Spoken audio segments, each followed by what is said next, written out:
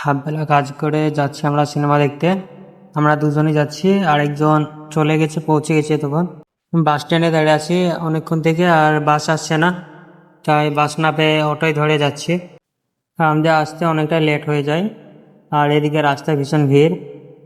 Cinema হলে পৌঁছে যাই অনেকক্ষণ পর, আর আমাদের কাছে যে অনলাইন টিকিট ছিল সেটা আমরা প্রিন্ট বাই করে নিই। তারপরে ভিতরে এন্ট্রি করি, আর ভিতরে এন্ট্রি করে দেখি সিনেমা অলরেডি চালু হয়ে গেছে। এই সিনেমাটা দেখে বলো এটা কি সিনেমা।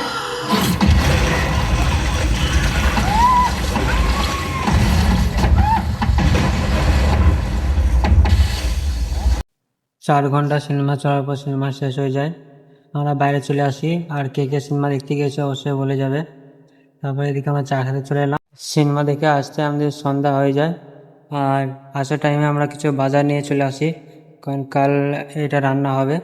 আমার ব্লগ যদি ভালো লাগে অবশ্যই একটা লাইক করে যাবে। দেখা হচ্ছে পরের ভিডিওয়।